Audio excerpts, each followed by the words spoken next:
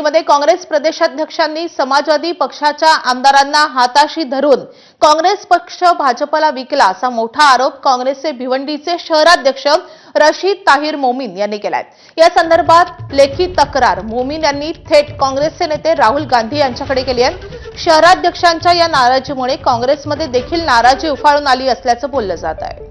काँग्रेस प्रदेशाध्यक्षांनी समाजवादीचे आमदार रईस शेख यांना हाताशी धरून निवडणुकीच्या आधीच काँग्रेसचे एबी फॉर्म वाटले आणि आता शेख यांचा पक्ष हाताशी धरून आता काँग्रेस पक्ष भाजपला विकला असल्याचा आरोप रशीद ताहिर यांनी राहुल गांधी यांना लिहिलेल्या पत्राद्वारे केला आहे।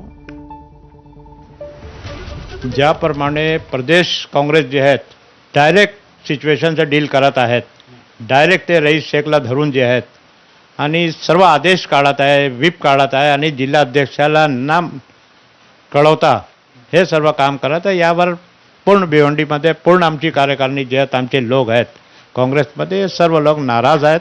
कुठेतरी तुम्ही या ठिकाणी पक्ष विकल्याचा देखील आरोप केलेला आहे, ते क्लिअर दिसत आहे आपल्याला।